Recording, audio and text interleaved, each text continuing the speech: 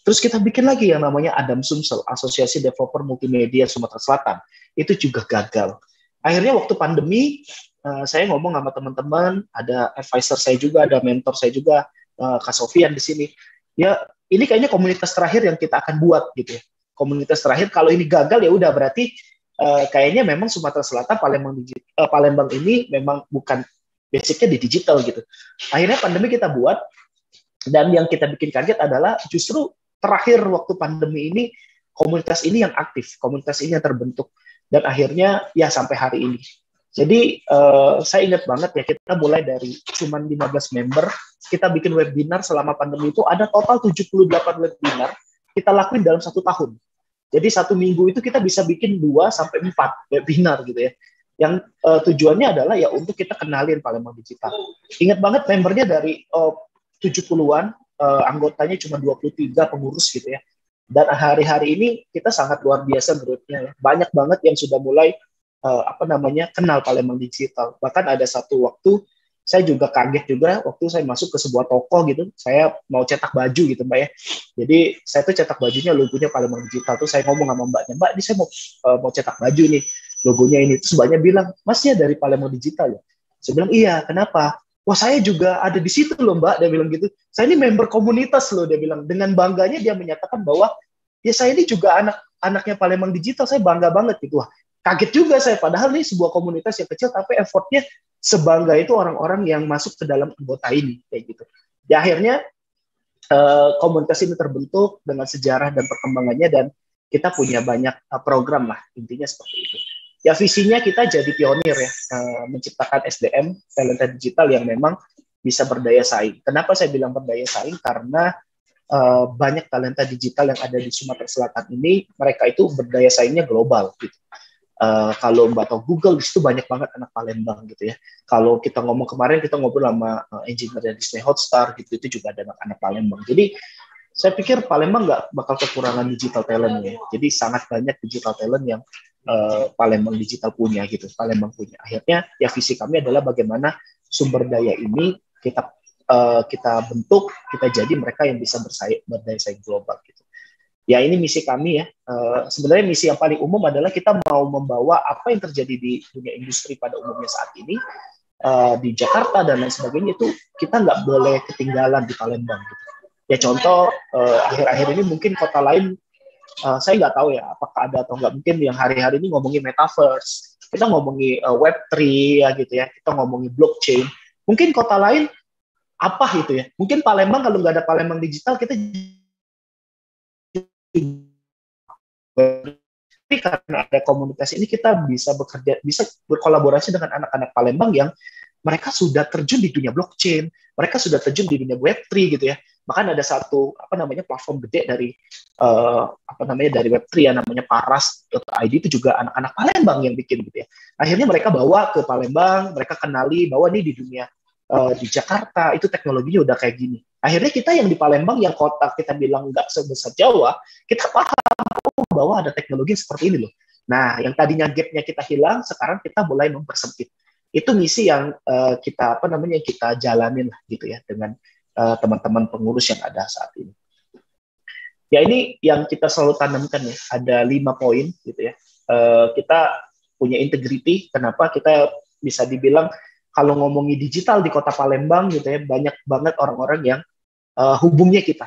Apa sih, bisa kayak misalnya kita mau belajar tentang dunia digital, baik itu startup, baik itu kita ngomongin Web3, baik itu kita ngomongin blockchain, AI, game developing, rata-rata mereka hubungnya kita. Nah, kenapa kita yang dihubungi? Karena saya rasa adalah komunitas yang konsisten sampai hari ini untuk tetap ya membuat program-program berjalan di atas visi yang kita bikin. Terus ya kita selalu berinovasi ya, banyak program yang selalu kita buat. Dari yang tadinya cuma webinar, sekarang kita udah bisa bikin workshop, kita bisa bikin bootcamp, kita bisa ngelarain acara gede, conference gitu ya, dari yang awalnya cuma webinar gitu. Terus juga reliable, kita juga membangun ya kebutuhan program yang sesuai dengan user. Dulu waktu pandemi, mungkin komunitas digital pertama gitu ya, yang bangun namanya Bantu Sumsel. Sebuah platform komunitas sosial yang kita bangun kolaborasi dengan para social community. Ya, di situ kita kerjasama bagaimana orang yang terkena COVID itu mereka tinggal minta bantuan lewat aplikasi. Itu kita build, ekosistemnya kita build. Dan alhamdulillah puji Tuhan kita ada 380 kakak yang kita bantu ya. Ada para pedagang yang enggak, maksudnya yang waktu pandemi terdampak, itu kita bantu lewat komunitas ini, kita bantu lewat platform ini. Akhirnya terjadilah kolaborasi dan kita bantu banyak masyarakat lah di situ. Orang yang ada cerita orang yang butuh obat, udah 1 minggu mereka kena COVID, dia nggak ada obat, dan lokasinya jauh dari Palembang, itu di Indralaya. Ya kita sebagai komunitas ada anggota ada masyarakat yang melapor gitu, tiba-tiba ya kita yang hanterin obat itu lewat aplikasi gitu. Akhirnya ini terbentuklah sebuah ekosistem yang kita bantu gitu. Terus kita ada partnership juga, berkolaborasi, kita membuka dengan siapapun. Saya ngomong sama tim, hampir setiap hari kita dapat pitch deck proposal komunitas ini untuk berkolaborasi.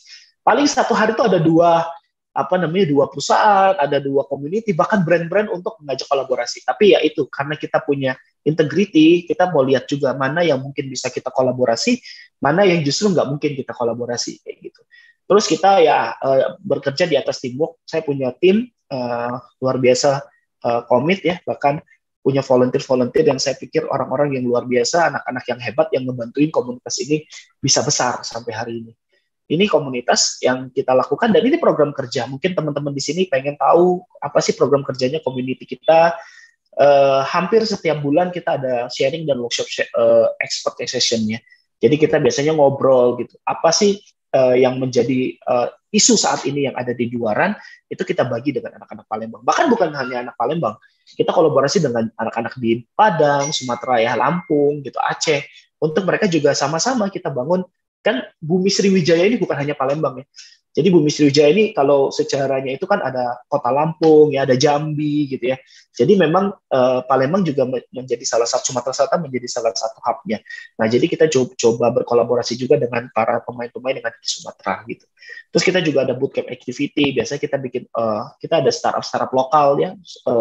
Puji Tuhan 2018 sampai 2022 yang dulunya kita nggak ada startup lokal, sekarang kita ada kurang lebih 40-50 startup lokal yang mereka memberikan effort dampak ekonomi ya untuk yang ada di Sumatera Selatan khususnya ya. Banyak sekali, saya nggak bisa sebut, teman-teman bisa akses saja nanti di websitenya Palembang Digital, itu ada startup apa aja yang ada di bawah kita, yang memang kita kumpulkan untuk membangun ekonomi digital yang ada di sini. Terus kita juga activation community. Jadi Palembang Digital bukan salah satu komunitas yang berdiri sendiri gitu ya. Kita menjalankan yang namanya aktivasi komunitas. Jadi banyak komunitas-komunitas yang kita aktivasi.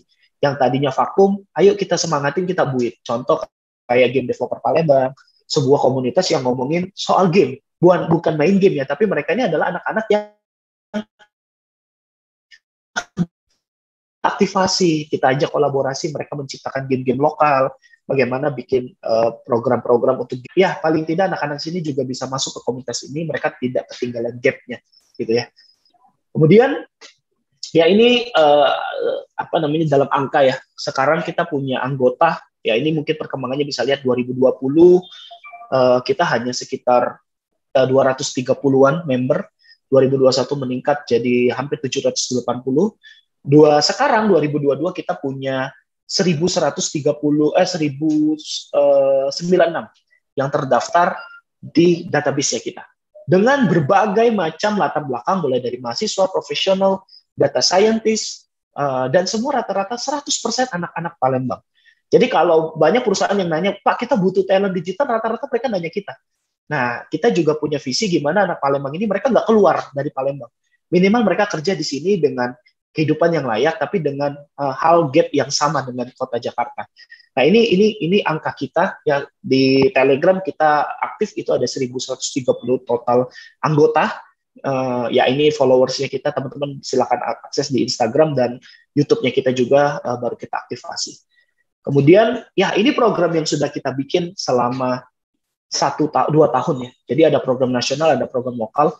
Kebetulan Palembang Digital menjadi perwakilan hub untuk acara atau program 1000 Startup Digital Kemenkominfo bersama dengan 15 hub lainnya. Jadi dari Aceh sampai Papua itu ada program namanya 1000 Startup Digital, bagaimana menciptakan para startup baru, dan akhirnya Palembang menjadi hub untuk kota Bangka Belitung dan Lampung. Jadi kita menjadi hub-nya untuk menciptakan startup. Dan ini program kita lagi jalan, dan ada kurang lebih 38 startup baru yang muncul, yang akan kita bootcamp, kita akan demo day untuk membantu ya perekonomian di Lampung, Bangka, dan Sumatera Selatan.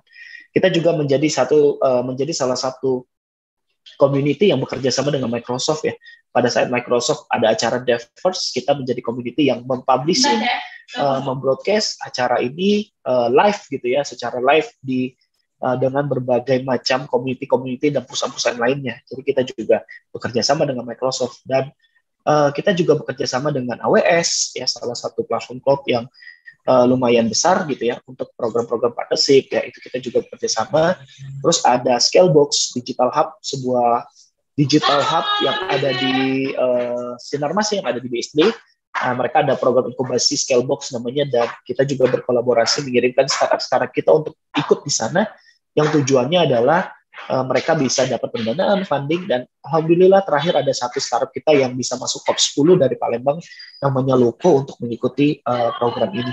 Dan terakhir kita juga menjadi salah satu community partner Tech in Asia Conference ya 2022 di Jakarta dan Singapura. Jadi kita juga membantu bagaimana perkembangan conference-conference yang ada. Ini program nasional yang kita lakukan di komunitas kita. Kemudian kalau lokal udah banyak banget ya, banyak banget. Kita ada meet investor dengan Alpha GWC kemarin. Kalau teman-teman tahu mungkin Mile Monilo, tahu Kopi Kenangan, ya ini menjadi salah satu investornya ya, grupnya. Ini kita juga meet di Palembang. Kita juga ada Startup Weekdays, ada Community Talk, Catering gitu ya, dan juga kita kemarin terakhir baru menyelenggarakan Startup Lokal Award ya untuk para penggiat startup bersama Bapak Wali Kota Palembang. Dan alhamdulillah itu semua kita lakukan di program lokal ini. Kemudian ya ini program tahunan yang akan kita lakukan. Teman-teman di sini boleh ikut. Nanti Binus juga mungkin bisa kerjasama dengan kita. Sriwijaya Digital Conference, sebuah conference yang menurut saya paling besar di Sumatera Selatan. Karena belum ada conference yang ngomongin khusus hanya digital aja. Cuman ini aja dari 2020 kita buat sampai dengan 2022 nanti tanggal 10 Desember kita akan bikin ini ya, awalnya hanya cuma 500 sampai 1000 yang ikut ya, sampai tahun kemarin ada sekitar 1.600 peserta yang hadir di acara ini secara online. Nah tahun ini kita hybrid, ada offline dan online. Mereka akan sama-sama mendapatkan panelis-panelis ya, pembelajaran tentang dunia digital. Nah, ini ada 13.000 ya tayangan atau yang viewers yang mereka nonton dari Sriwijaya Digital Conference. Teman-teman kalau misalnya pengen tahu silakan aja datang ke YouTube-nya Palembang Digital, tuh ada playlistnya Sriwijaya Digital Conference. Di sana teman-teman bisa lihat ada 6 panel, kita undang orang-orang Palembang yang mereka udah on nasional. Jadi kita undang banyak sekali para talenta-talenta digital untuk ngomongin banyak hal seperti itu. Ya, ini ekosistem yang kita capai ya teman-teman. 2018 kalau orang ke Palembang mereka tanya, Palembang ini ada apa sih? Digitalnya seperti apa? Saya nggak bisa ngomong. Kebetulan saya juga pelaku coworking space, saya punya coworking space, saya di telepon pusat. Di sini ada startupnya nggak? Medianya siapa aja yang kolaborasi? Kita nggak bisa ngomong 2018. Saya cuma, oh sorry Pak, kita belum ada gitu. Alhamdulillah ya, selama 2 tahun kita build, ekosistem udah semakin besar. Saya juga kaget waktu saya nyusun ini, wah luar biasa besarnya gitu ya, dari pemerintahan yang awalnya kita nggak bisa masuk ke door pemerintah, siapalah community kecil gitu ya, yang ya mungkin nggak ada capaian mau gedor-gedor pemerintah gitu, siapa kita gitu ya. Akhirnya puji Tuhannya kita berjalan seiring waktu, kita dibukakan pintu oleh Pak Diskominfo ya, Pak Kepala Dinas yang buka, oh ya ayo kita berkolaborasi. Akhirnya kita berkolaborasi dengan Dinas Kominfo dan Kemenparekraf gitu ya. Dan juga kita membuat community. Akhirnya dari pemerintah dan komunitas yang berkolaborasi kita bisa menciptakan lokal startup yang banyak gitu ya. Ada kurang lebih 40 sampai 50 startup lokal yang kita buat, dan banyak banget industri partner yang berkolaborasi dengan kita untuk menjalankan ekosistem ini. Ya teman-teman bisa lihat lah ada kampus-kampus yang mungkin habis ini akan saya masukin logo Binus ya, karena baru bekerja sama ya, akan kita masukkan ke sini.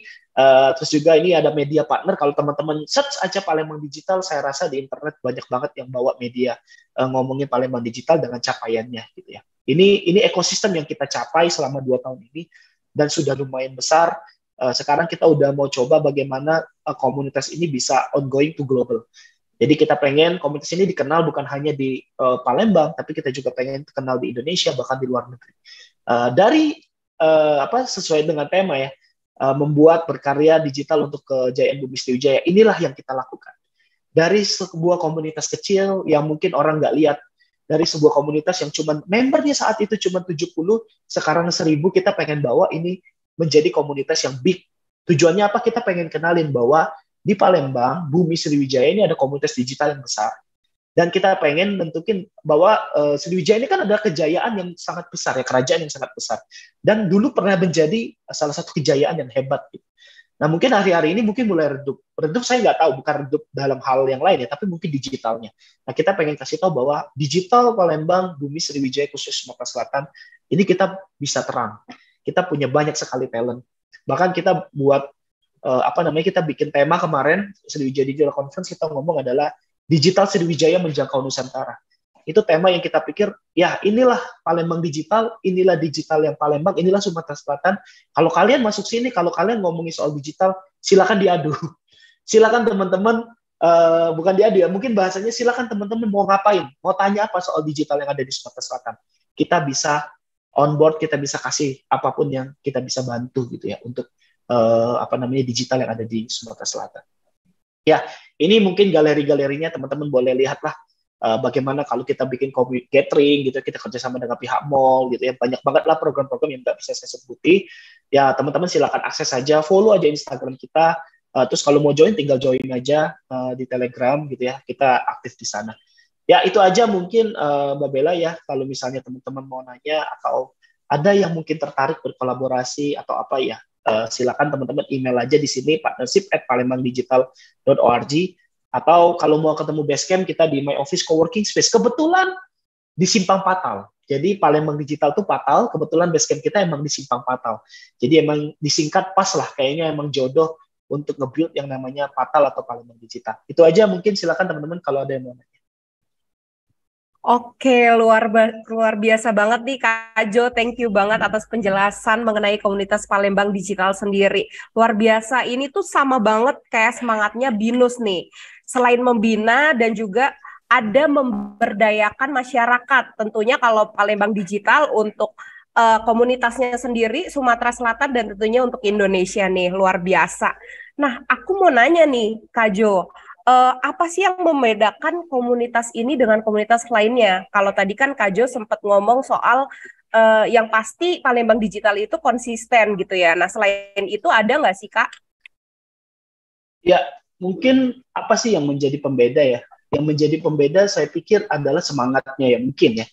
Satu, kenapa saya bilang semangatnya? Banyak di luaran tuh komunitas-komunitas ya, saya nggak bisa sebutin satu persatu. Di Sumatera juga banyak banget komunitas-komunitas yang ada. Tapi saya nggak tahu apakah semangatnya sama dengan komunitas yang kita bangun gitu. Arti semangat di sini apa ya? Semangat di sini adalah gimana kita membantu para talenta-talenta digital ini untuk berkembang. Nah, lewat apa? Lewat program-program yang selalu sustainable kita lakukan. Nah, apakah saya nggak tahu, mungkin ada komunitas seperti kita, tapi saya pikir sangat jarang ya komunitas itu bisa sustain, komunitas itu bisa konsisten gitu ya. Apalagi kita ini kan NGO community ya, kita nggak dapat duit apa-apa dari sini gitu. Adakah orang-orang, ada satu bahasa yang saya seneng banget ya, banyak orang yang pengen maju, tapi sedikit orang yang pengen berkorban. Jadi banyak mungkin komunitas yang pengen hebat gitu, sendiri nggak mau berkorban gitu. Berkorban dalam artian apa? Ya kita bisa ngomongin kayak NGO community, kita nggak ada duitnya dari sini. Teman-teman kalau masuk ke sini, teman-teman ngurusin ini dapat duit nggak? Ya kagak gitu. Ada komunitas yang memang sustain selama 2 tahun ini nggak dapat duit apa-apa, teman-teman tapi masih mau ngelakuin ini gitu. Saya pikir sangat jarang. Nah ini yang saya bilang semangat yang mungkin komunitas lain nggak punya. Nah ini perbedaan yang pertama dari semangat. Terus kedua, kita dapat privilege. Privilege-nya apalah? Kita tuh beruntung, perbedaannya adalah kita punya talenta digital tuh yang sangat besar, khususnya dari Sumatera Selatan.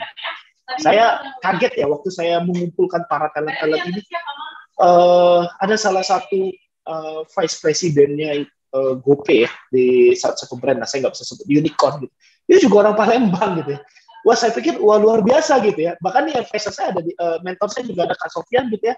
Dia juga orang yang 13 under 13 from Asia gitu.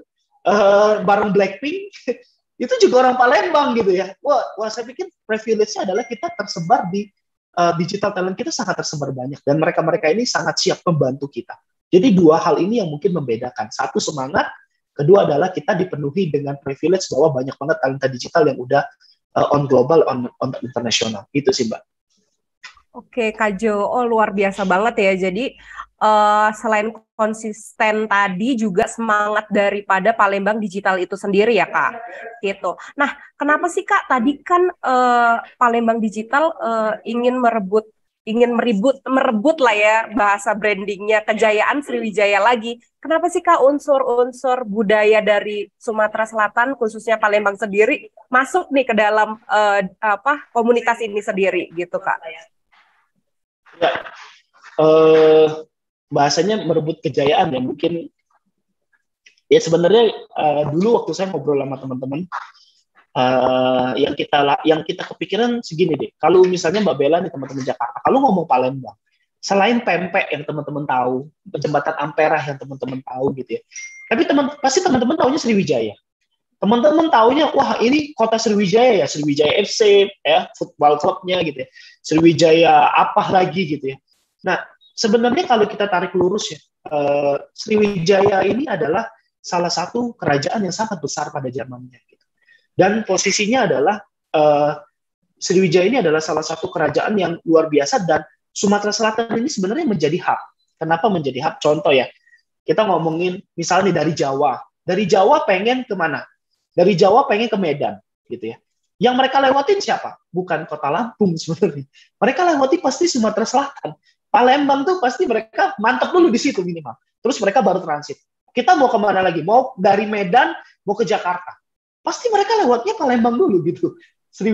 Pasti kita menjadi lokal centernya gitu. Nah, kenapa kejayaan merebut kembali? Bahasanya itu bukan untuk sektor lain, tapi kita ngomongin sektor digital. Tadi balik lagi ke data-data yang kita dapat. Masa sih kota sebesar ini daya saing digitalnya kecil gitu ya? Kok peringkatnya miris peringkat 5 gitu di Sumatera?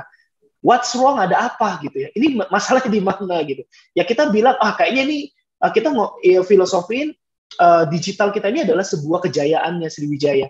Ini yang mulai pudar, masanya kayak gitu. Nah akhirnya kita bentuk komunitas ini yang dimana komunitas ini kita anggap adalah kejayaannya atau kerajaannya yang mewakili Sriwijaya yang sekarang udah mulai berkembang. Nah ini pengen kita sampaikan bahwa nih bumi Sriwijaya khususnya di bidang digitalnya kita udah siap bersaing, kita udah siap teman-teman boleh apapun ya berkolaborasi dengan digital kita. Teman-teman mau nanya apa kita punya data gitu. Itu artinya merebut kejayaan itu artinya yang tadinya kita peringkat ke-18 ya harapan kita nanti kita bisa naik lah 2, 3, 4 peringkat ke depan bahkan kita bisa minimal nomor 2 lah ya. Kalau biasa kan Sumatera tuh Medan ya. Yang bidang kita nomor 2 di Sumatera gitu ya, misalnya Palembang gitu ya bisa nomor 2 untuk menjadi kota digital yang daya saingnya bagus. Itu sih Mbak filosofinya. Tentunya dengan semangat-semangat daripada komunitas Palembang Digital itu sendiri ya Kak. Benar sekali. Iya, Kak Jo, mau nanya dong, Kakak nih kan sebagai generasi muda nih ya Kak. Biasanya kan generasi muda zaman sekarang gitu lebih milih untuk kayak nongkrong atau cuek lah, nggak berpikir untuk apa sih dunia digital atau perkembangan digital zaman sekarang gitu. Apa nih yang buat Kakak tergerak untuk membuat komunitas ini gitu Kak. Jadi anak muda kan mau masuk untuk ke Palembang digital ini sendiri untuk kemajuan tadi Palembang sendiri gitu Kak. Ya, kalau ditanya secara materi ya memang nggak ada. Jadi semangatnya kalau ditanya, wah bisa kaya nih bangun komunitas ya kagak ada gitu ya. Jadi kenapa saya mau terjun ke sini karena ada satu kata menurut saya adalah saya mungkin kalimatnya adalah peduli ya. Ya tadi peduli dan ya balik lagi ke kalimat saya tadi banyak orang yang berkoar-koar di media sosial gitu ya. Wah ke Palembang nih kok gini ya, wah Palembang nih kok gini ya gitu ya. Tapi di sisi lain banyak orang yang juga memprestasikan Palembang gitu ya. Ya tapi pertanyaannya yang orang-orang yang hanya ngeluh gitu.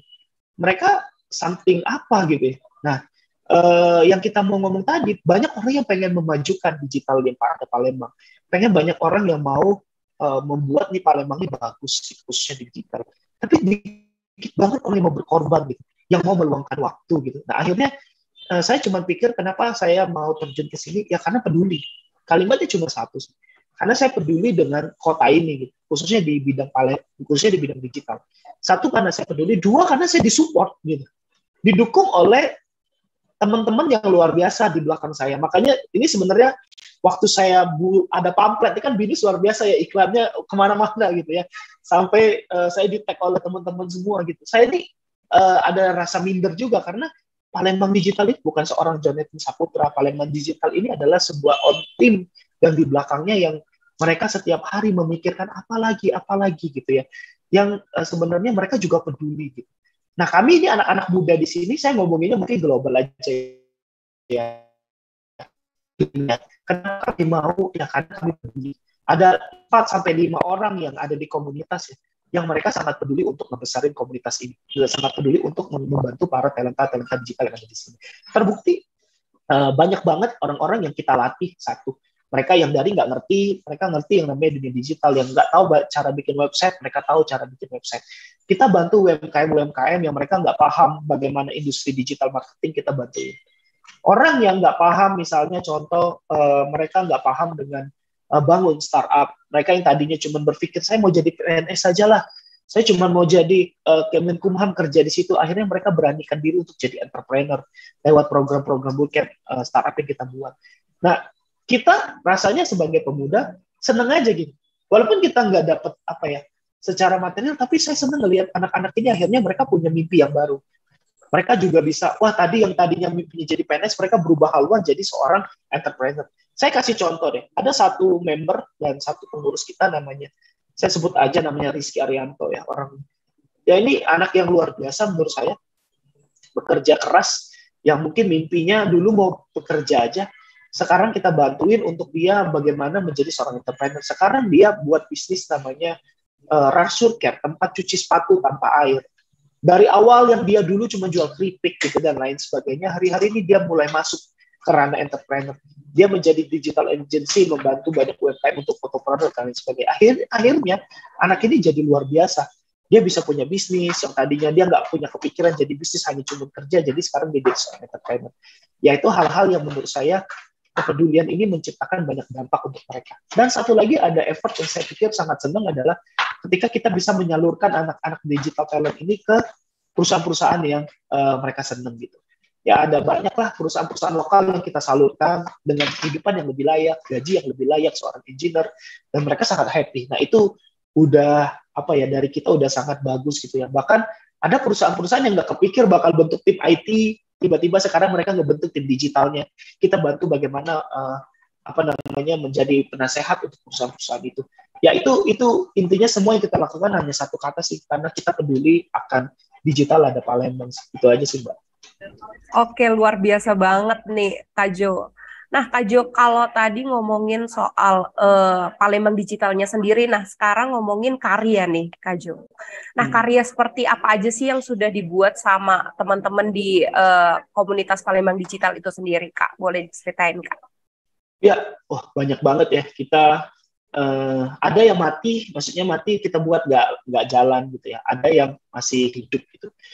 Dulu kita pertama kali kita bikin yang namanya Belajar Palembang Digital. Ini sebuah program yang kita bikin untuk teman-teman pengen belajar online tentang dunia digital. Tapi ternyata antusiasnya nggak terlalu besar. Akhirnya kita shut down. Akhirnya ini programnya nggak pas. Itu yang pertama. Terus kita punya namanya Job Connected Palembang Digital. Kita pengen mengkoneksikan para teman-teman yang pengen cari kerja dengan para perusahaan-perusahaan lokal gitu ya. Ada beberapa jalan tapi sifatnya konvensional. Tapi karya ini, program ini saya pikir walaupun dia jalannya pelan tapi ada. Itu yang kedua. Yang ketiga yang paling fenomenal, kita bikin namanya Bantu Sumsel. Banyak sekali media yang liput, teman-teman silakan aja cari nanti di Google Bantu Sumsel, platform digital Sumatera Selatan. Ini karya yang di-appreciate. Kemarin kita tunjukin ke Bapak Menteri Sandiaga Uno. Disitulah kita tunjukin bahwa Palembang ada anak mudanya, komunitasnya bikin sebuah platform Bantu Sumsel, di mana orang-orang terkena pandemi, mereka yang nggak bisa keluar rumah, atau orang-orang yang mungkin tanda kutip mereka punya duit, tapi mereka lihat di kampungnya orang yang nggak punya duit, mereka bisa melaporkan lewat platform.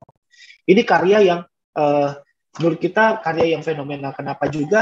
Jadi mereka itu kan orang-orang ini nggak ada duit nih Mbak, mereka mau makan nggak punya. Nah, kita dapat donasi dari teman-teman komunitas. Teman-teman komunitas ini saweran bahasanya. Ada yang kasih 10.000, 20.000, 50.000, kita kumpulin lah. Bahkan ada pengusaha-pengusaha yang bantu juga, ada yang kasih beras gitu ya. Akhirnya kita kumpulin, kita belanjanya itu bukan di toko yang gede, kita belanja ke warung. Jadi misalnya nih salah satu tempat ada warungnya, kita belanja di warung itu untuk kita kasih barang-barang yang kita belanjain itu kasih orang yang tadi yang membutuhkan. Jadi si warungnya dapat duit, orang-orang ini juga terbantu gitu. Akhirnya ini karya menjadi ekosistem yang sangat bagus. Nah, itu memang terjadi cuman selama pandemi 2020-2021 Bantu Sumsel. Akhirnya sekarang mungkin kita nggak jalan lagi karena memang ya pandemi udah nggak ada, sudah mulai menurun lah gitu ya. Nah, itu program yang ketiga. Dan terakhir, karya yang terakhir adalah kita menciptakan banyak startup pemula yang bermunculan lewat program-program yang kita bikin. Banyak sekali startup yang kita hadirkan, kita munculkan, kita buat gitu. Jadi kan ada pepatah gini, kalau kamu mau cari sesuatu, itu kan ada dua, kamu buat atau memang mereka udah ada gitu. Nah, Palembang ini uniknya, yang sudah ada itu nggak banyak, cuma beberapa gitu. Akhirnya kita ambil keputusan, ya udah kita buat. Kalau nggak ada kita buat startupnya gitu. Akhirnya kita bikinlah bootcamp, kita bikinlah startup weekday, kita bikinlah bootcamp startup weekend dan lain sebagainya. Tujuannya adalah mereka untuk membuat. Nah, lewat program-program ini ternyata kita dilirik nih oleh Kemenkominfo Pusat. Oh ya ada nih Palembang, 4 tahun kita nunggu gitu ya, nggak hadir-hadir 1.000 startup ini. Akhirnya 2022 ini kita dilirik dan kita dikasih mandat, udah Palembang jadi hubnya deh, Lampung, Bangka Belitung, startup-startupnya tujuannya ke Palembang deh belajarnya gitu. Akhirnya kita ngebuat dan sekarang alhamdulillah kita punya 36 startup yang lagi kita inkubasi dan mereka berbagai macam ide. Ya saya bisa contoh, mereka ada tentang We Love, salah satu pengolahan sampah skincare.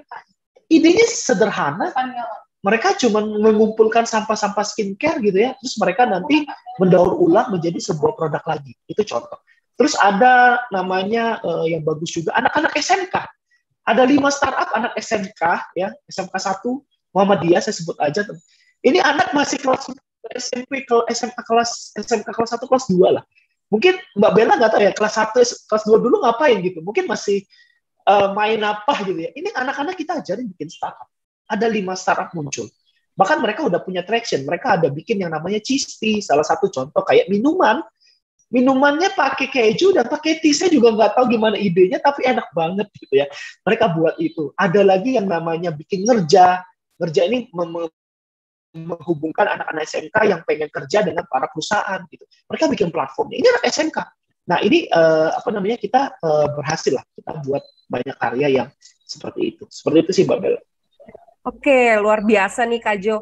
Mungkin boleh ya teman-teman yang sudah hadir di Zoom boleh bertanya langsung nih ke Kak Jo atau tulis pertanyaan-pertanyaan di kolom chat nih. Apa boleh nanya soal caranya gimana untuk masuk jadi member Palembang Digital atau yang lain gitu. Nah, berbicara tadi karya Kak Jo. Nah, ada nggak sih Kak Jo ketika membuat karya tersebut tantangan yang dihadapi nih gitu? Ya, banyak banget. Jadi waktu kita bikin karya itu yang paling berat adalah kita mencari SDM yang sama visinya. Karena kan kita bikin program itu kan harus ada orangnya ya. Bikin program, bikin karya, harus ada talentnya gitu ya. Sebentar ya, Mas. Jadi ada SDM yang perlu kita bentuk lah gitu. Nah ini tantangan terutama ya. Jadi waktu kita mencari orang-orangnya, yuk mau nggak terlibat di program ini, mau nggak terlibat di karya ini. Tapi ini nggak ada duitnya loh. Ini bener-bener sosial banget gitu ya. Akhirnya banyak yang mundur, dari banyak yang mau apply mundur pelan satu-satu. Akhirnya ya kita nyarinya yang tersaring aja. Nah itu tantangan pertama SDM. Terus kedua tantangannya adalah waktu, time. Karena saya juga tadi ya saya bukan nyari duitnya di sini, saya punya bisnis gitu ya. Dan bisnis ini juga harus saya pikiri gimana hidupnya, karena ya dapur saya duitnya dari sini. Nah saya harus bisa bagi waktu. Nah tantangannya adalah bagaimana ngurusin bisnis, di sisi lain juga saya harus ngurusin komunitas gitu dengan teman-teman yang lain. Jadi dua ini yang menjadi tantangan kita, tapi puji Tuhan selama ini kita masih bisa handling ya. Saya bersyukur punya orang-orang tim volunteer yang sampai hari ini kalau kita bikin open hiring gitu, itu hampir 70-80 yang mau join gitu. Walaupun saya bilang ini NGO community loh, nggak ada duitnya gitu ya. Kita ngomongnya gitu. Tapi mereka dengan bangga, saya bangga Pak masuk di komunitas ini, saya pengen terlibat gitu ya. Ya saya sangat bersyukur lah punya tim yang kayak gitu. Dan saya juga puji Tuhan juga didukung dengan tim dan ada orang-orang, ada juga waktu yang bisa kita kolaborasi menjadi sebuah karya. Itu sih Mbak. Oke, semangatnya luar biasa nih ya Kak Jo. Dari 4 kali membuat komunitas, kali ini berhasil di 2022 gitu ya Kak Jo ya. Nah, bagaimana sih Kak Jo untuk mengembangkan potensi diri untuk membuat karya yang diberikan oleh Palembang Digital sendiri nih? Nih, ini kan pasti kan karyanya kan akan diminati nanti oleh penyuka dunia digital untuk saat ini nih. Nah, bagaimana sih cara mengembangkan potensi tersebut Kak Jo? Ya, ini kalau ngomongin dari sisi karya ya, ada dua ya, berarti ada talent, ada karya. Kalau dari sisi karya, bagaimana kita mengembangkan potensi karya ini agar bisa sampai. Ini kan jadi roadmap-nya kita sekarang nih. Bagaimana di Palembang Digital bisa sampai ke nasional, bisa sampai dikenal di internasional. Nah, ini kan karya-karyanya bagaimana caranya. Ya, caranya adalah kita berkolaborasi dengan berbagai pihak. Itu yang paling penting. Jadi seperti yang saya bilang di awal, banyak banget, hampir setiap hari kita terima feedback proposal untuk kolaborasi gitu. Untung Binus kemarin kontaknya via WhatsApp gitu ya. Kalau lewat email mungkin juga saya nggak tahu apakah hari ini ada gitu ya. Nah itu yang kita lakukan, gimana caranya kita berkolaborasi dengan brand-brand yang memang mereka udah nasional tanda kutip. Bukan kita nggak lihat yang lokal ya, enggak. Yang lokal juga tetap. Tapi kita masih memprioritiin teman-teman yang punya program nasional yang itu masih kita prioritaskan. Menurut kami itu adalah salah satu cara untuk kami memberitahu ya, mengembangkan bahwa ini karya-karya ini bisa sampai ke sana. Itu dari sisi bagaimana Palembang Digital atau karyanya bisa sampai potensinya sampai ke situ. Tapi dari sisi talent bagaimana mereka bisa berkembang, potensinya adalah yaitu gabung ke komunitas dan mentoring dengan para mentor-mentor yang ada di Palembang Digital. Nah, uniknya di Palembang Digital ini banyak banget mentor-mentor yang mereka siap sedia untuk ngebantuin. Jadi kalau teman-teman mau nanya apa di misalnya Japri gitu ya, Kak, aku nih mau nanya soal UI UX, itu mentor-mentor ini dengan senang hati untuk menjawab gitu ya, apa yang kalian butuh gitu. Nah ini menjadi salah satu cara untuk mereka mengembangkan potensi gitu ya. Nah contoh lagi misalnya kemarin saya baru dapat Palembang Digital mewakili ya salah satu mentor di 1000 startup khusus di Ambon, Maluku. Saya kaget juga waktu saya dapat para startup-startupnya gitu ya. Waduh, luar biasa semangatnya mereka gitu. Dan akhirnya kita sebagai Palembang Digital bisa share ke mereka anak-anak ini. Nah tujuannya apa? Biar waktu kita sharing ini potensi bukan hanya di Palembang tapi di Maluku, di Ambon itu mereka juga dapat hal yang sama. Sehingga mereka juga bisa berkarya dengan semangatnya kita walaupun mereka di timur kayak gitu. Jadi dua hal ini sih, kalau dari sisinya kita kolaborasi dari sisi produk, dari sisi talent adalah yang gabung ke komunitasnya mentoring di situ. Mumpung gratis, teman-teman nggak bayar, kalau di luaran mungkin teman-teman mau ketemu orang bayar gitu ya. Di sini teman-teman bisa ngobrol dengan santai dengan orang-orang Palembang yang memang mereka udah berkarya gitu Mbak. Oke Kak Jo, nah kalau tadi kan ngomongin potensi diri, nah sekarang kalau yang mau masuk ke Palembang Digital komunitas itu, apakah harus memiliki skill tertentu nih Kak gitu, atau memang semangatnya aja dulu untuk masuk ke komunitas ini? Ya kita punya punya target adalah siapapun, mau dia orang Palembang, mau dia orang bahasanya kabupaten lain di Sumatera Selatan, bahkan teman-teman yang di Jakarta yang pengen belajar gitu ya di Palembang Digital itu boleh masuk. Teman-teman nggak perlu punya skill khusus. Bahkan banyak juga di Palembang Digital itu mereka UMKM. Bahkan ada yang ilmu sospol masuk ke situ. Ada ilmu pertanian masuk ke sana gitu. Siapapun, tapi mereka punya niat, yang tujuannya niat baik ya, bukan niat jelek. Niat baik untuk mereka mau belajar, mereka mau dengerin apa sih. Intinya dua. Untuk bergabung adalah kalau dia udah punya skill, dia rela mau berbagi. Ini khusus yang punya skill. Khusus yang memang mereka udah paten lah, udah pengalaman. Tapi buat mereka yang belum punya pengalaman yang baru dasar, mereka tidak boleh istilahnya tuh malu, tapi mereka harus siap terbuka untuk menerima. Jadi bahasanya sharing is caring gitu ya. Orang yang mau punya skill, ya berbagilah di situ. Tapi orang yang punya skill, ya teman-teman jangan ngerasa teman-teman hebat. Justru teman-teman harus membuka diri, teman-teman belajar dari orang yang punya pengalaman. Kalau dia punya dua hal yang kayak gitu, silakan bergabung. Intinya punya semangat yang mau belajar, dan punya semangat yang ingin mau berbagi. Itu silakan bergabung. Caranya gampang.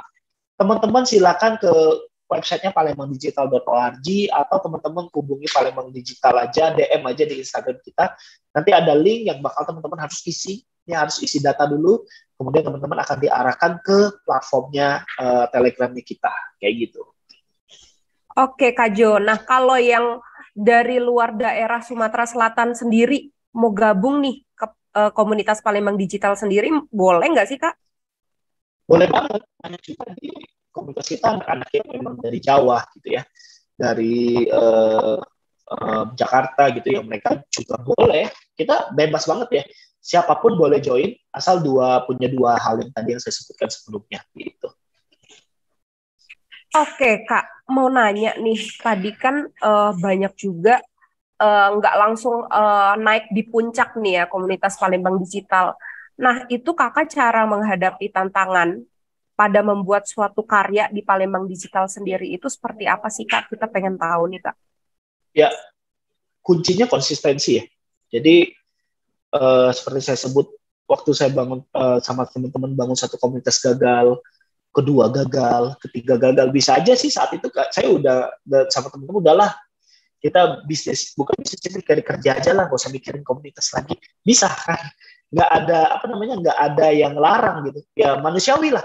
Mungkin teman-teman di sini pernah nggak ngerasain waktu bikin sesuatu gagal, udah mungkin kedua masih bisa teman-teman buat gitu, masih punya semangat. Tapi ketiga, udahlah, udah 2 kali aku gagal, ngapain lagi aku bikin gitu ya.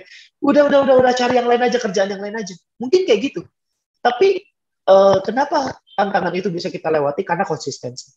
Konsistensi dan karena tadi ada kepedulian. Jadi ketika tantangan itu hadir, waktu kita gagal pertama, gagal kedua, gagal ketiga, ketika terakhir ini pun kita ngomong ini yang terakhir kalinya, sebenarnya itu ada sebuah kepedulian yang kita lakukan dan ada konsistensi. Konsistensi dalam hal ini apa ya? Konsisten itu kan kita lakukan terus-menerus gitu, walaupun gagal. Belajar terus-menerus. Ya kalau nggak konsisten, nggak mungkin ada komunitas kedua, nggak ada komunitas ketiga gitu ya. Bahkan nggak ada komunitas Palembang Digital saat ini. Jadi kuncinya untuk mengatasi itu kita konsistensi. Untuk bisa konsistensi, apa kuncinya? Ya mulai dulu dari kepedulian. Ketika kamu peduli terhadap sesuatu, ya disitulah kamu akan bisa munculkan konsistensi. Contoh, bukan hanya bangun komunitas ya teman-teman. Di bisnis pun juga. Jadi kalau misalnya teman-teman buka restoran gitu, punya duit bangun restoran, gagal gitu ya. Kalau teman-teman nggak peduli dengan bisnis restoran itu, teman-teman nggak akan punya semangat lagi untuk ngebangun restoran yang kedua atau bangun restoran yang ketiga. Karena teman-teman udah nggak peduli dengan apa yang terjadi di bisnis itu. Tapi kalau teman-teman punya kepedulian terhadap bisnis gagal, aku harus bisa nih, saya peduli banget dengan bisnis ini. Teman-teman pasti bisa melewati tantangan-tantangan. Jadi kuncinya itu sih. Jadi waktu kita bisa peduli, kita bisa akan muncul konsistensi. Ketika konsistensi itu muncul, ya artinya kita bisa dapetin apa yang menjadi visinya kita. Nah, tapi nggak boleh puas. Masih banyak mimpi yang harus visi yang harus kita capai. Lewat apa ya? Lewat target-target dan kerja roadmap yang harus kita lakuin. Gitu. Konsisten dan semangat ya, Kak Jo ya. Nah, ini ada pertanyaan nih di kolom chat Kak Jo. Mau tanya nih, gimana sih caranya kita bisa merintis perusahaan? Apakah ada modal awal yang perlu kita punya, dan jikalau kita masuk komunitas Palembang Digital, kita disupport apa aja nih? Gitu, Kak Jo. Oke. Teman-teman, ada satu buku yang bagus, namanya 24 Step Disciplined Entrepreneurship, Bill Aulet. Bukunya bagus banget. Saya dapat buku ini waktu saya ikut kelas ya, salah satu kampus institut di Bandung lah, yang lumayan gede.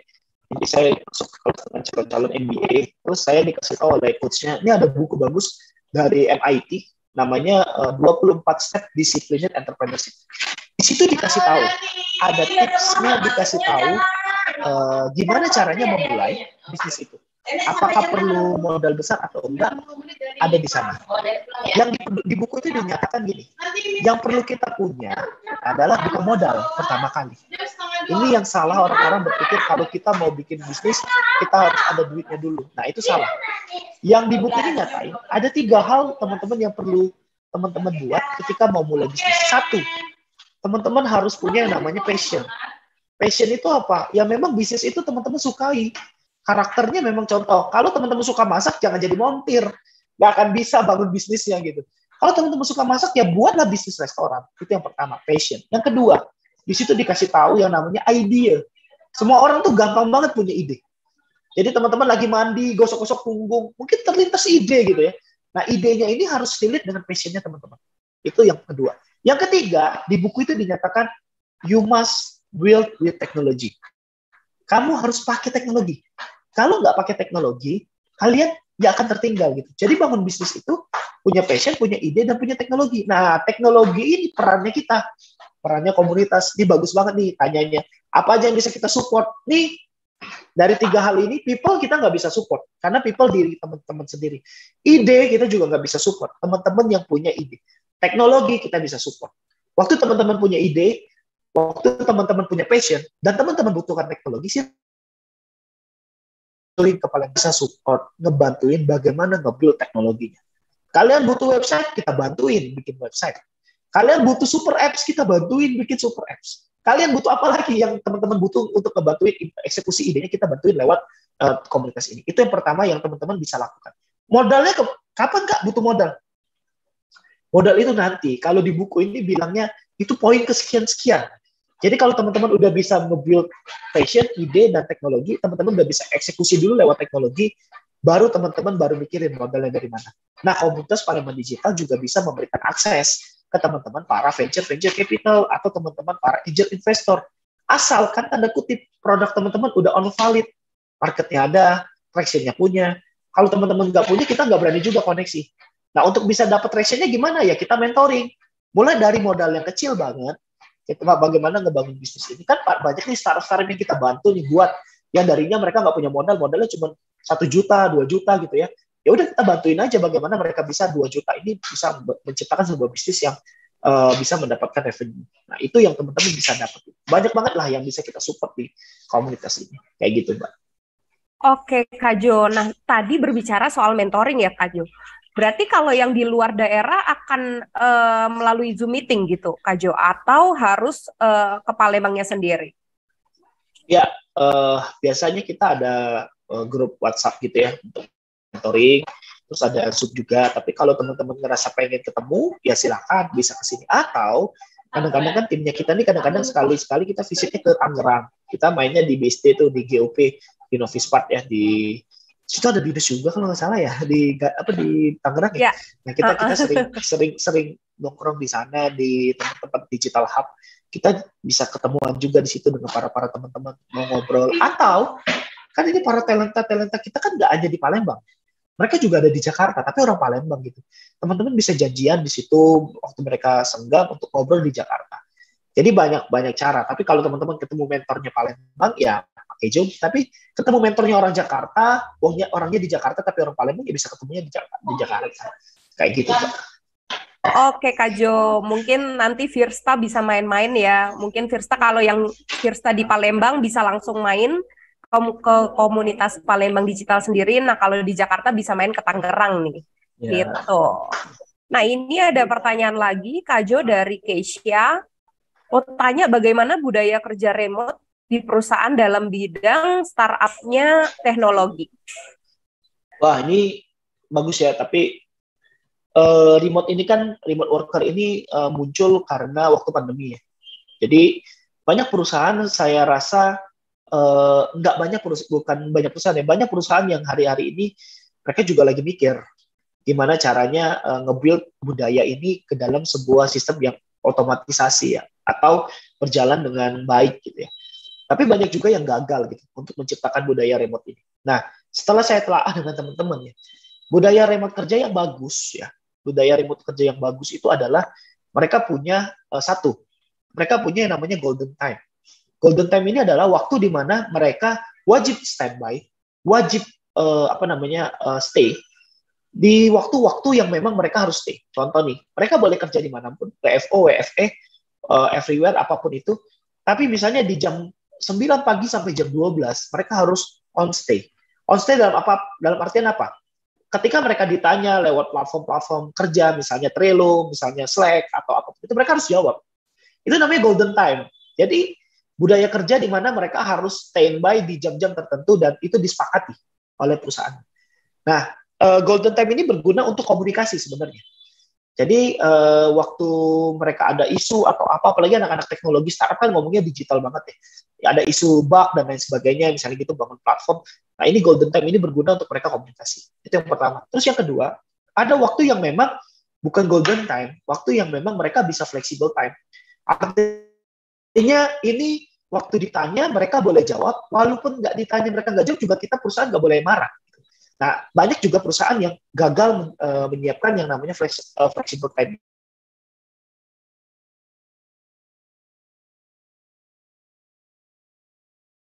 Biasanya kalau perusahaan-perusahaan konvensional mereka masih belum bisa karena masih butuh untuk masih butuh untuk mereka stay gitu ya.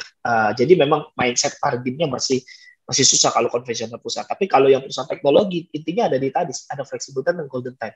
Ketika dua ini bisa teman-teman terapi, banyak startup yang terapi. Aku rasa jalan-jalan aja tuh. Banyak perusahaan yang mulai, ya kamu boleh di mana aja lah. Yang penting waktu golden time ya lu standby ya gitu. Terus yang kedua ya untuk ke perusahaan juga ya, mereka nggak perlu ada cost tempat gitu ya. Mereka nggak perlu ada cost yang lain-lain gitu. Ya itu budaya yang teman-teman bisa ikuti kalau mau lagi bangun perusahaan atau teman-teman lagi kerja di startup, teman-teman boleh usulkan. Pak kita bikin golden time yuk, di mana waktu ini seluruh orang wajib standby gitu. Terus kita bikin waktu flexible time, misalnya jam 3 sampai jam 7 malam itu nggak boleh ditanya, tapi kalau misalnya responnya pelan, jangan dimarahin ya. Tapi si karyawan juga harus merespon ketika jam di golden time banyak yang di flexible time ada yang tanya. Nah itu bisa dipakai kayak gitu. Oke, sudah kejawab ya Kak Keja tuh dari Kak Jo. Nah Kak Jo, mau nanya dong Kak Jo, bagaimana sih pandangan Kak Jo sekarang terkait dengan dunia metaverse nih, dengan pengembangan digitalnya, gimana nih Kak Jo? Wah ini ngomongin Web3 nih, ngomongin dunia ini saya jujur ya saya baru belajar ya, karena baru dapat dari teman-teman gitu ya. Tapi setelah saya pelajarin dunianya blockchain, ini dunia yang the future of technology, saya bilang. Kita nggak usah ngomong metaverse-nya dulu ya. Kita ngomong Web2, Web3 lah gitu ya. Ngomongin dunia-dunianya kayak gitu. Waktu kita ngomongin Web2 2.0, teman-teman mungkin ngomongin soal content creator, teman-teman di Instagram, media sosial bisa bisa berkomunikasi kan. Itu kan definisi Web2. Waktu teman-teman ngomong ngelihat Web3, ini dunia sepertinya luar biasa, satu mengerikan, tapi satu the future teknologi.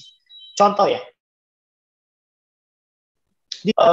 ada yang namanya DeFi ya. Kalau teman-teman mau cari mungkin bolehlah di dunia Web3 atau di dunia di dunia blockchain ini ada namanya DeFi. DeFi ini salah satu kayak finansialnya dunia inilah ya, dunia blockchain lah gitu ya. Bayangin teman-teman, ini kalau jadi nih, berhasil nih program gitu. Orang itu kalau mau pinjam duit ya, itu gak usah lagi ke bank, gak usah lagi ke pay later. Mereka tinggal pinjam itu di platformnya DeFi. Mereka nggak butuh jaminan apa-apa. Mereka cuma butuh yang namanya elektabilitasnya teman-teman di dunia blockchain ini. Nah nanti orang-orang yang punya duit ini pinjamin duit ke teman-teman tanpa jaminan apapun, tapi dengan syarat-syarat yang sangat simpel. Kalau pay later mungkin masih susah ya, karena harus upload KTP dan lain-lain gitu ya. Kalau ini nggak lagi. Bayangin teman-teman, kalau ini terjadi, apa kabar bank-bank yang terjadi? Mereka kan dapat duit dari bunga-bunga itu ya. Karena kalau nggak ada yang minjem di bank lagi gimana ceritanya gitu. Itu yang pertama, itu yang serem banget. Terus kedua, dunia ini juga mengerikan. Tempat ini bisa menjadi tempat pencucian uang, teman-teman. Kalau di dunia Web3, bayangin. Teman-teman main judi misalnya ya, gitu. Dapat duit haram lah gitu. Kan kalau sekarang mau masukin bank ketahuan. Mau taruh di fisik juga ketahuan. Ya salah satunya ada yang masuk di dunia blockchain, masuk di crypto. Orang-orang nggak bakal tahu duit lo di situ, cuma smart contract dan sebagainya. Nah ini contoh yang menurut saya dunia yang sangat mengerikan. Tapi ini this is the future technology, itu sisi negatif. Dampak positifnya apa? Dampak positifnya ada. Contoh kayak NFT. NFT kan adalah memunculkan karya-karya anak art gitu ya. Bagaimana mereka berkolaborasi dengan dunia teknologi dan menciptakan bahwa ini karya gue original lewat dunia NFT.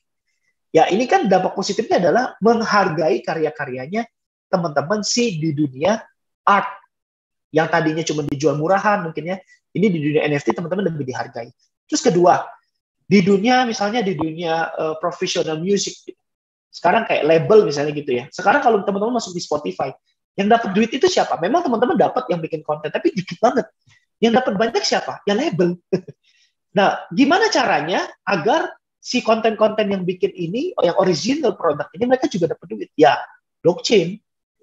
Dengan dunia itu, teman-teman langsung bisa menyentuh ke pengguna, teman-teman langsung bisa dapat yang namanya originalitas, dan teman-teman langsung bisa dapat yang namanya royalty. Nah, itu contoh NFT, itu contoh namanya dunia DeFi. Ya. Nah, kalau ngomongin metaverse ini lebih serem lagi. Bayangin nggak sih, Bel, teman-teman gitu ya. Saya nggak tahu ya, metaverse ini kan diomongi oleh si Facebook. Tapi pada dasarnya, kalau mau ngelihat sekarang metaverse itu datang ke sebuah conference, kayaknya itu udah ada.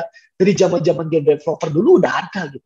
Saya belum tahu definisi metaverse sesungguhnya itu seperti apa. Apakah cuma bikin karakter, bikin apa gitu, terus kita datang di sebuah tempat, terus kita bisa komunikasi secara on-board dengan karakternya kita gitu ya. Tapi kalau itu benar-benar kejadi, wah, kita lewat Zoom ini aja kita udah udah ada gap gitu ya, nggak bisa ngobrol cuma ngomong tapi nggak bisa in touch. Bayangin nggak kalau misalnya teman-teman lebaran kayak pandemi, gimana salimnya gitu ya. Ya mungkin metaverse bisa jadi salah satu, bisa ngerasain geter mungkinnya atau apa. Tapi kan sosialnya kelihatan banget ya, jadinya kita tanda kutip nggak terlalu jadi manusia sosial, sedangkan Tuhan kan ngomong kita ini makhluk sosial sebenarnya gitu ya. Ya itu saya lihat. Nah, ada dampak positif, ada dampak negatifnya. Dampak positif tadi dari sisi NFT itu teman-teman bisa on karya gitu ya. Terus mungkin art mulai dihargai, tapi dari sisi negatifnya kayak tadi. Metaverse juga memberikan sisi positif. Positifnya apa? Paling tidak orang-orang mengenal dengan dunia teknologi dengan cepat. Orang yang misalnya di Afrika, Swiss, contoh nih, anak saya nih main Roblox. Hobi banget dia main Roblox. Saya bingung, orang ini anak saya ini nggak bisa ngomong bahasa Jerman. Ya, masih kecil. Dia tanya, ada satu kalimat dia tanya, saya lupa apa namanya itu ya, tapi bahasa Jerman. Saya kaget, nggak pernah nonton YouTube bahasa Jerman, tapi dia bisa ngomong bahasa Jerman. Saya tanya, ini kalimat lo dapat dari mana? Rupanya temennya di Roblox ada orang Jerman. Nah, apa dampak positifnya metaverse ini? Mereka bisa networknya semakin luas. Nggak hanya di dalam satu lokal area, tapi mereka bisa mengglobal. Itu salah satu dampak positif yang mereka bisa dapetin. Nah, itu kalau mau lihat sisi pandangan apa itu bagaimana dampak metaverse dan pendapatnya saya sih, kayak gitu, Bel. Oke, Kak Jo. Berarti metaverse itu bisa dikatakan serem-serem gak serem ya, Kak Jo ya. Nah, kita ngebayangin 10 tahun, 20 tahun nih, Kak Jo. Nah, banyak kan yang ngomong kayak, nanti kayaknya dunia ini bakal pakai robot semua nih, gitu kan. Nah, mungkin kayak manusianya di belakang layar gitu, atau nggak langsung touch ke pelanggan atau customer gitu. Nah, itu Kak Jo memandang fenomena itu gimana sih, Kak Jo? Benar nggak sih? Ini menarik ya. Kebetulan saya punya sekolah coding ya untuk anak-anak ya dari US. Jadi ada satu data dari World Economic Forum itu nyatain ada pekerjaan yang hilang, ada pekerjaan yang tergantikan gitu. Banyak orang tua nanya saya, Pak, anak saya ini diajari coding, apa sih manfaatnya gitu? Itu kan nanti kata Bu Sri Mulyani kalau nggak salah ngomong tuh CS bakal hilang, teller rumahnya bakal robot. That's right. Artinya apa? Itu bakal terjadi menurut saya. Contoh ya, teman-teman sekarang ke salah satu bank, mau cetak buku misalnya, kan ada mesin yang udah tinggal nggak perlu ngantri. Itu salah satu contoh kecil. Tapi di tengah ketakutan teman-teman, ada salah satu peluang-peluang karir baru yang muncul. Nah, makanya di Web Economy Forum bilang, ada the future skill yang teman-teman harus siapkan dari sekarang. Ini anak-anak kuliah nih yang perlu disiapin apa? Teknologi itu cuma dua di situ dibilang, monitoring use dan teknologi use. Gitu. Selebihnya apa? Selebihnya ngomongin soal build karakter, creative thinking, logical thinking, problem solver. Kita ngomongin hal-hal yang berkaitan dengan apa? Soft skill semua. Hal-hal yang berkaitan dengan intelektual pemikiran. Kenapa World Economic Forum bilang seperti itu? Karena pekerjaan-pekerjaan yang muncul yang nantinya baru, contoh kayak data science, kan robot itu bisa muncul kalau ada data scientist-nya, ada programmer artificial intelligence-nya, ada orang-orang yang memang bekerja di bidang IoT. Orang-orang yang bekerja di bidang ini, mereka butuh intelektual dan karakter thinking, logical thinking yang sangat kuat. Makanya untuk bisa masuk ke dunia itu, mereka harus dipersiapkan dengan skill yang kayak gitu. Nah, jadi kalau ditanya, bagaimana pandangan saya? Memang itu bakal terjadi. Gak usah ngomongin 10 tahun deh. Pernah sadar nggak, Babel? Dulu waktu kita kecil, kepikiran nggak gimana ya caranya mobil terbang? Nanti kalau macet, wah mobilnya terbang gitu ya. Pernah nggak kepikiran? Pernah ya? Sekarang ada Enghang ya, tahu ya? Mobil yang bisa terbang, drone gitu. Pernah nggak kepikiran? Itu terjadi gitu. Itu salah satu contoh apa? Ya itu the future of technology. Dan teknologi kayak robot misalnya ditanya, ada kan nanti orang-orang waiters, nanti waiters nggak ada lagi, antar makanan pakai robot. Itu makan aja di salah satu restoran di Jakarta. Mereka datang udah pakai robot. Betul, jadi betul. Itu bakal terjadi, tapi teman-teman nggak perlu takut. Mumpung teman-teman masih mahasiswa, cari skill the off yang memang berkaitan dengan the future skill-nya tadi. Ya critical, logical thinking, ya BINUS kan banyak banget yang berkaitan dengan jurusan itu. Itu yang harusnya teman-teman udah geluti. Jadi udah bukan ngomongin sistem informasi lagi, ini udah ngomongin critical thinking, logical thinking, computational thinking. Teman-teman sudah bukan ngomongin website, kalau disimpan datanya tersimpan, enggak lagi. Udah ngomongin otomasi, waktu kita ngomongin chatbot dan lain sebagainya. Nah ini yang teman-teman harus adaptif dan harus mereka ajarin, itu sih. Oke, thank you banget nih Kak Jo. Ada pertanyaan lagi di kolom chat. Kak mau nanya, gimana ya caranya biar bisa terus keep up dengan kemajuan digital di tengah kesibukan kita? Gitu Kak. Wah, ini sebenarnya kalau ditanya ini ada banyak banget ya. Satu, kalau teman-teman sudah punya keluarga, kayak saya udah punya keluarga, izin dulu sama istri. Itu yang pertama. Caranya terus keep up. Kenapa? Untuk bisa keep up kan berarti harus ada program konsistensi yang teman-teman harus lakukan. Bahkan, teman-teman harus rela keluarin duit pribadi untuk menjalani ini community. Gitu. Nah, teman-teman harus nanya dulu sama pasangan. Kalau saya ngomong sih sama keluarga gitu ya. Saya ini bangun komunitas, ditanya ya kadang-kadang saya harus keluarin duit juga untuk apa ya? Untuk ya kadang-kadang misalnya kumpul, kita nggak ada duit ya kita keluar beli minum kan duit juga gitu ya. Nah, kuncinya adalah ya satu komunikasi dengan keluarga. Terus kedua adalah manajemen time waktu. Kita harus tahu on priority. Tetap walaupun komunitas hebat, on priority adalah dapur, kompor. Itu harus nge-pull. Jadi teman-teman harus tahu yang harus diprioritaskan adalah on bisnisnya. Teman-teman dalam satu hari itu ada jam. Teman-teman bisa bikin kayak saya tuh kalau ngurusin komunitas itu biasanya di malam. Jadi misalnya di after malam jam 7 gitu ya, itu biasanya saya ngurusin community, cek email gitu dan lain sebagainya. Itu biasanya saya lakukan di jam 7, jam 8 gitu ya, lakuin untuk komunitas. Selebihnya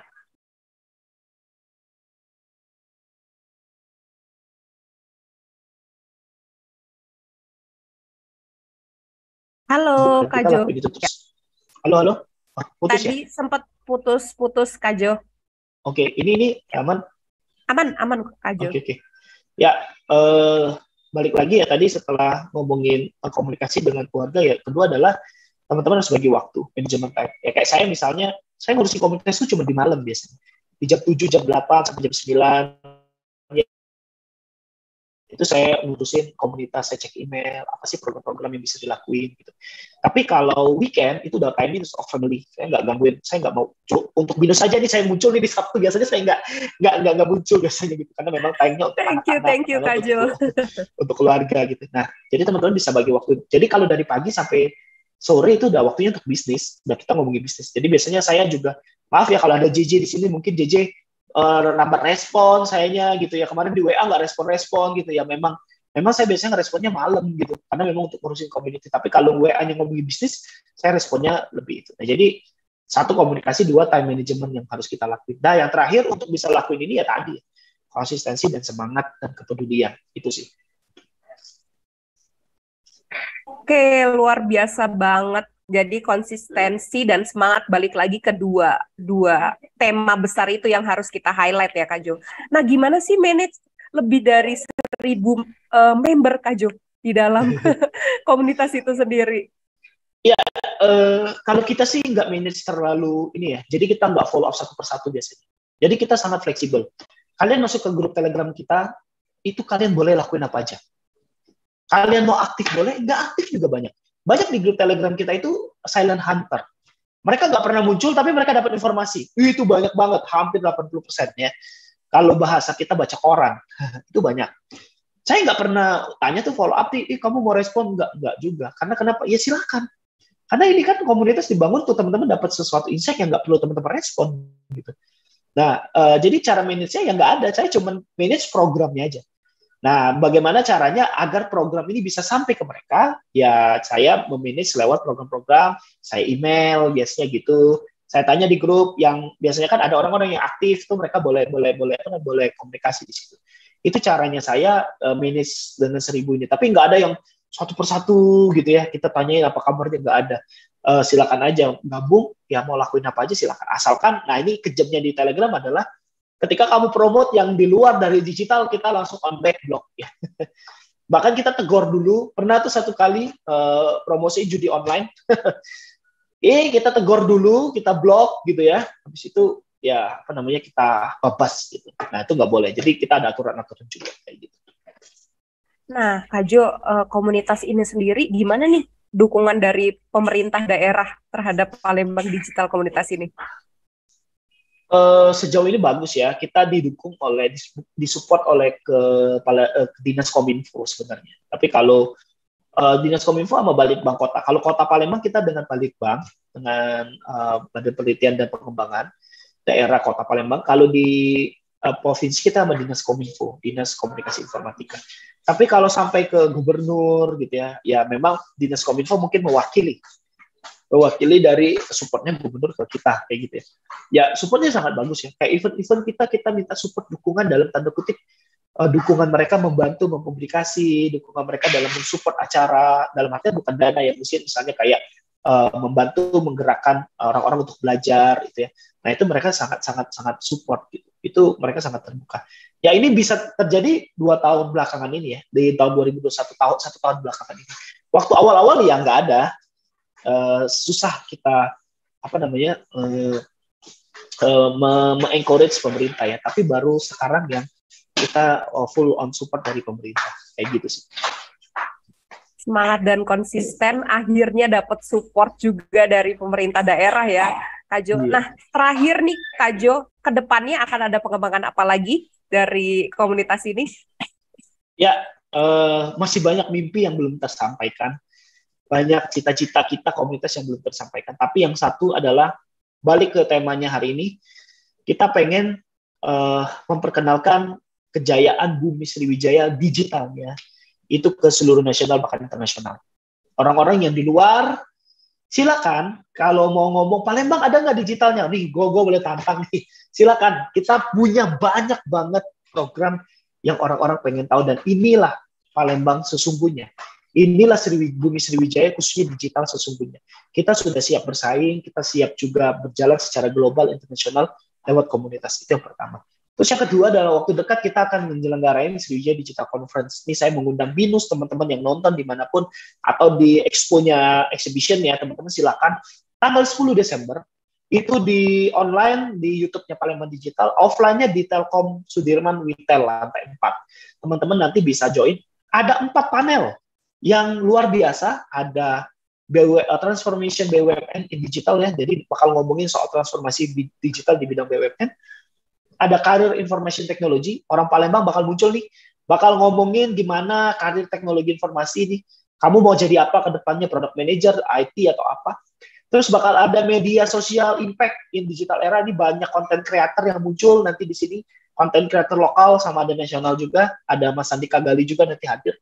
Terus yang terakhir, puncak acaranya adalah how to create company di digital era.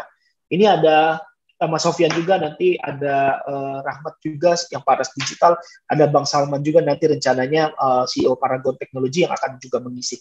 Teman-teman silakan nanti ikut aja. Itu adalah program tahunan kita dan program terdekat kita. Program jangka panjangnya kita adalah kita menyelesaikan program 1000 startup dulu, dan selanjutnya setelah program ini selesai, tadi kita akan on gas untuk mengenalin bahwa Palembang kejayaan Bumi Sriwijaya itu harus kembali lagi. Dan orang-orang harus tahu bahwa Sumatera Selatan, Palembang, Bumi Sriwijaya digitalnya sekarang udah makin top, udah makin oke. Itu sih Mbak dan Ben. dapat bersaing gitu ya Kak Jo ya. Iya, Nah ini ada benar. satu lagi pertanyaan, kasihan kalau nggak dibacain Kak. Iya, iya. Kalau misalnya ada pelaku bisnis yang betul-betul beginner nih soal dunia digital sendiri, langkah-langkah apa saja yang bisa Kakak sarankan untuk memasarkan atau memajukan bisnis tersebut dari Kak Sat- Puspa? Satu, gabung komunitasnya dulu, kalian akan dapat advice dari teman-teman para mentor untuk bagaimana caranya teman-teman dapat langkah-langkah yang akan teman-teman sarani. Itu yang pertama. Terus kedua, setelah gabung komunitas, cari mentornya yang pas, yang teman-teman kelak kayaknya seneng deh ngomong sama dia. Ya, itu silakan teman-teman cari. Kayak saya, ya di sini ada, nggak tahu Mas Sofian masih ada nggak ya, itu juga mentor saya sering ngobrol gitu ya. Saya kalau ada apa-apa saya ngobrol. Nah, teman-teman bisa lakukan itu. Nah, kalau dari saya sendiri pribadi, langkah-langkah apa saja yang bisa saya sarankan untuk yang beginner adalah, satu, jangan keburu-buru untuk ngeluarin budget yang terlalu gede. Itu yang pertama. Teman-teman baca buku tadi 24 step, yang teman-teman perlu lakukan adalah apa? Kalau di buku itu menyatakan paying customer. Teman-teman jangan capek untuk berobservasi ke pelanggan. Cari memang target market yang pas. Itu yang paling penting menurut saya. Kalau teman-teman sangat sangat nggak tahu ya, digital itu kan enabler-nya ya, cuma sebuah platform. Teman-teman jangan pikirin digitalnya dulu, sebenarnya pikirin marketnya dulu, ada atau enggak.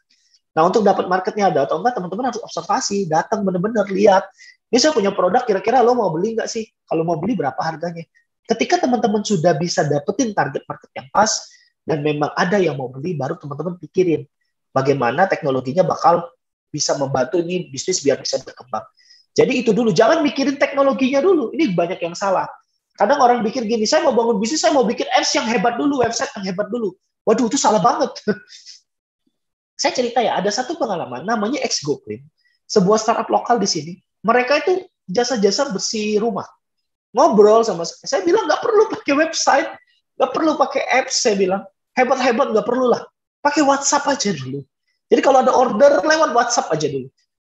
Kenapa saya bilang seperti itu? Karena bisa jadi orang-orang klien kalian itu nggak familiar dengan website, nggak familiar dengan apps. Mereka lebih familiar dengan WhatsApp. Selama ini jadi WhatsApp yang dirapiin, bisnis katalognya dirapiin.